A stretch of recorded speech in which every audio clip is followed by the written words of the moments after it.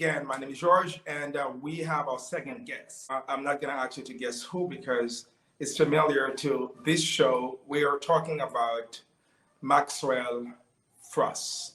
Maxwell is the Florida Democratic congressional nominee for District 10. We are ready to have a real conversation with Max. And as we said here in this show, we keep it real. So in that light, first, let me give you my sympathies. Max, I know that your grandma, your abuela, just passed. So I know that you're a strong man and you are pushing forwards regardless. So how does it feel for you that not only you win, it's kind of bittersweet. You won at the nominee and then your grandma passed. So how does that feel? I mean, it's a lot, and thank God she was here during the campaign. She was able to see the struggle we went through, everything we did, and she was able to see our primary victory, which I count as a blessing. She passed away at 97 years old, and for me, I just count my many blessings. She came here from Cuba in the late 1960s with no money, no English. Her daughter, my mother, is a special education teacher of 30 years. She retires this year. Now her grandson's going to Congress. So even though I'm incredibly sad, she's one of the closest people in my life. I'm also, feeling extremely blessed that I had her in my life. I can imagine. Now that you won the nominee, and then I know that you're getting ready to go to Congress because we're feeling that you're probably going to win in the general election, and there are quite a bit of serious issues out there. But before we get into the specific questions, because we also have my co-host here, Lima Dunbar, who will also ask some very serious questions. But let me have a reminder of your platform so people understand a little bit about what you're all about. What are some of the issues that are really close to your heart that you would feel that you're going to really fight hard once you get to Congress? Yeah, well, there's so many issues, and part of governing is being able to do everything at the same time, also prioritize things that need to be done. For me, there's multiple issues. The one I always like to start talking about is our democracy. It is the key to unlock action on gun violence, on the climate crisis, on the economy, by making sure that people have, yes, the right to vote, but the accessible right to vote. And we know in certain parts of this country and a lot here in Florida, voting is becoming harder. It is becoming harder and harder to cast your ballot, especially for Black and brown folks. And so for me, it's thinking about how can we protect our democracy, ensure that there's accountability when people try to wreck it, like we saw on January 6th, doing everything we can to make voting an accessible right to every single person in this country, and getting big money out of politics, all of that, the election reform that we need. Aside from that, look, the climate crisis is here. We need to do everything we can to prevent it, to fight climate change. We need to do everything we can to prevent gun violence, to ensure that we have an economy that works for everybody, bring down costs, bring up wages, ensure that people have the resources they need, healthcare for every single person in this country, because in the richest country on the face of the earth, I think that healthcare ought to be a human right, and ensuring that people have access to public transportation and affordable housing, which is a huge issue here in Central Florida right now. Well, that's amazing. That's amazing. Before we pass on to Lima, because I know that she's all aching, cannot wait to get on and ask you some questions. You are on Caribbean Straight Talk. In other words, we are of Caribbean descent. So we want to make sure that we ask questions that links to our community. And right now, there is one country in the Caribbean that is really facing some very tough time, and times that we've never seen before with gang violence. It's just like a gang war. We're talking about the country of Haiti, where I came from. And right now, the Biden administration is considering, sending troops to Haiti. This was demanded by the de facto regime, supporting by the international community here in Port-au-Prince. So some people are for sending troops, and some are against that due to the fact of some of the precedent history pretending to sending troops to Haiti. And it seems like that left some kind of very bitterness in the mouth of many Haitians abroad and also in Haiti. So if you get into Congress, we're talking about international participation. What's your take on that? Do you feel that the Biden administration is doing the right thing, or because even though they don't want to lead the mission, but they're still trying to work with other countries to see if they could send people down there and people are dying. Is that a good thing, or would you consider or advising the president to do something different?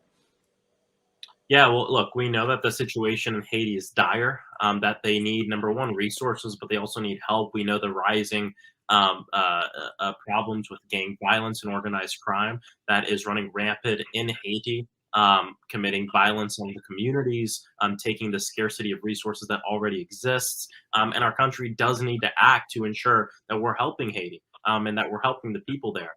As far as specific actions, I'm not sure what exactly is the right thing to do. I want to look a little bit more into what the president is proposing, but I do think we need to take bold action, ensuring that we're getting more resources to the island, to Haiti, to the nation, that we're getting, we're ensuring that we do everything that needs to be done, so that way they have what they need. To protect their people, and to protect human beings. And for me, that's really what this is about. The United States, oftentimes we have operated as a country that it's kind of almost empire, right? And for me, I think it's important that as we have a footprint around the nation, or around the country, not around the country, around the world, that it is for humanitarian purposes. But I want to make sure it never leads into something more than that. And so I want to look a little bit more into what the president is proposing. But I agree with the president that something needs to be done, and it can't just be the United States. It has to be all of us coming together to help Haiti. Thank you very much for your answers. I would follow back on that, but I don't want to keep Lima suffering more. Please, Lima, come up, and I'm sure that you have some good questions. Lima? This is Lima. And Max, thanks again for being on the show, Caribbean Street Talk. We don't have a lot of time, and I have a lot of questions. So let me see how I could pile it on there. I'm going to be 60 pretty soon. I want to know about Social Security. I want to know about the economy, because in my assessment, the economy is thriving, is doing well when you compare it to other economies around the world.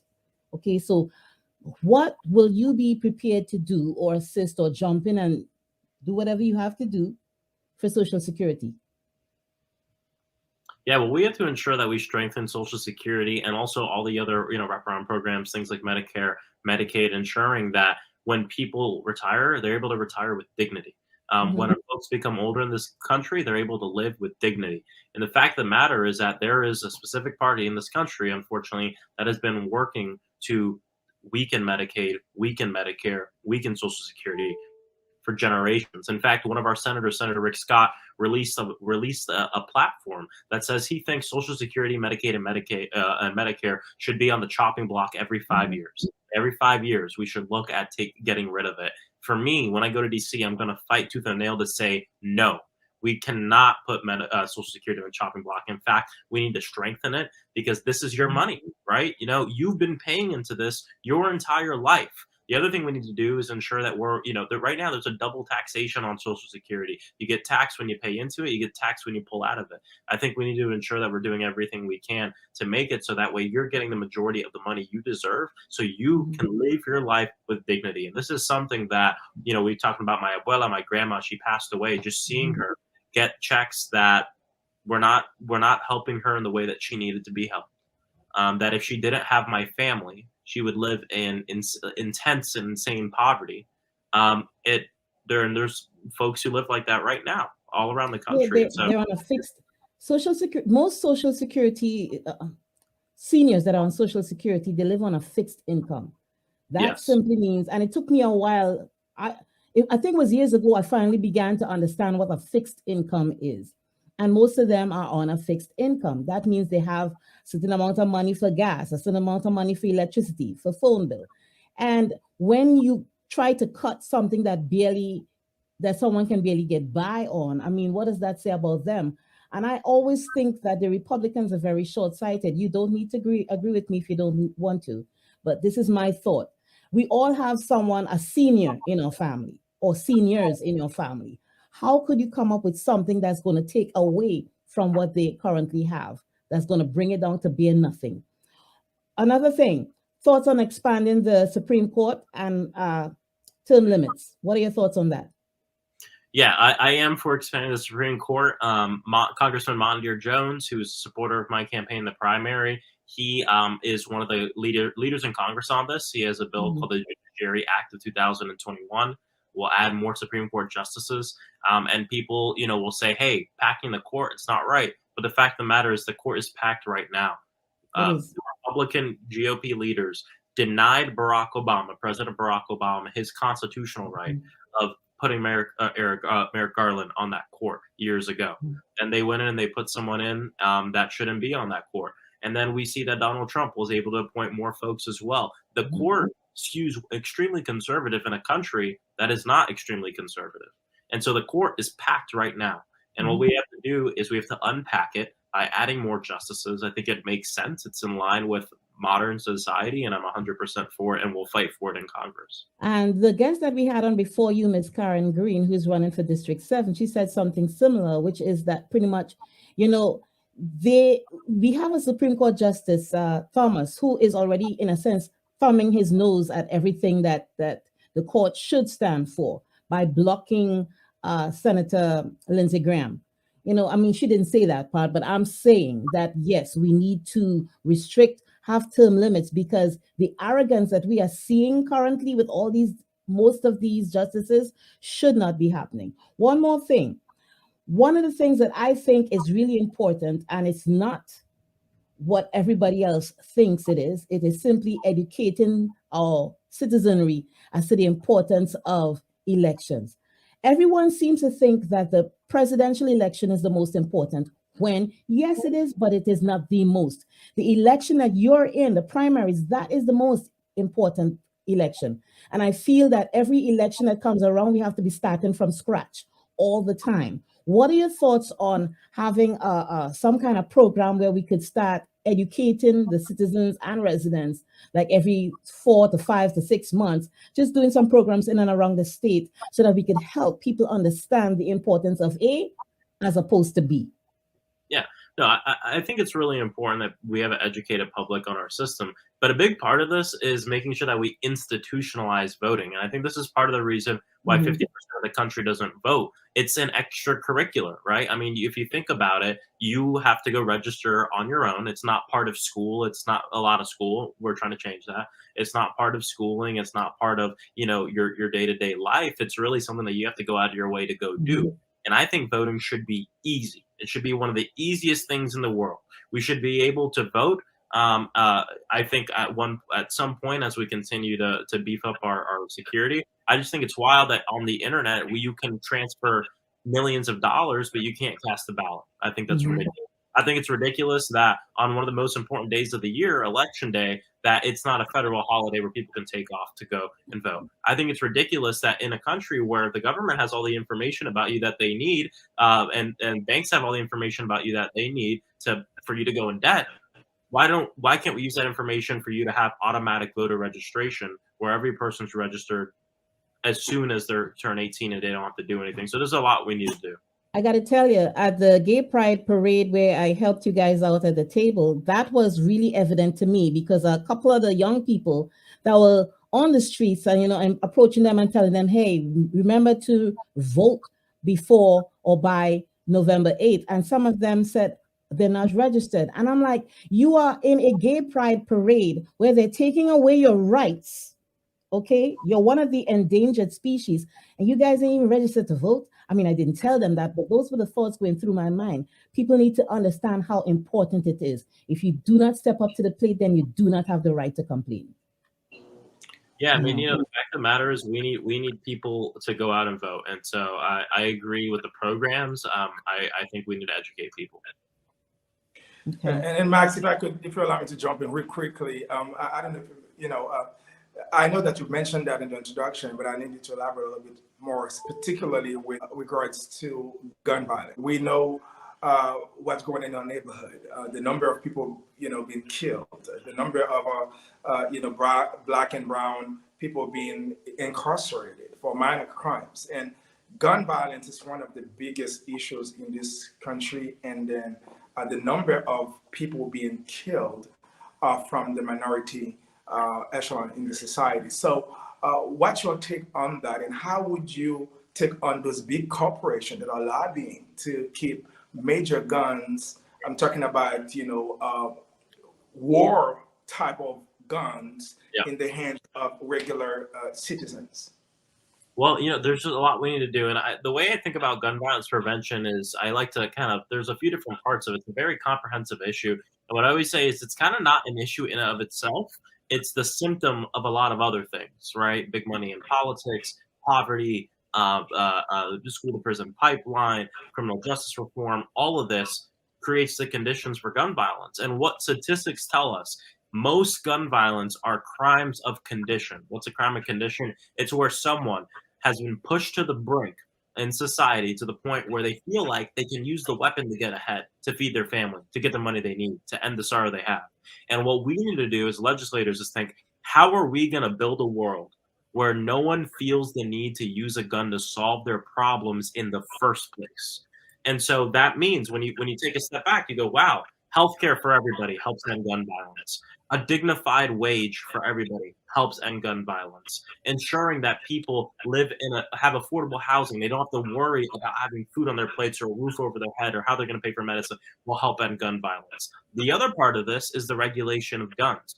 And most Americans, the mass majority of NRA members and Republicans, are for things like universal background checks. We call it common sense gun reform for a reason, because it's common sense, and so we have to ensure that we do everything we can to get big money out of politics so the NRA doesn't have a say, because right now they're funding these candidates who are stopping this, even though most NRA members are for background checks, but yet they work to prevent it. So there's just so much that needs to happen. Yes, gun regulation is very important, but also upping the standard of living, making sure people have more money in their pockets and that they're not pushed to the brink.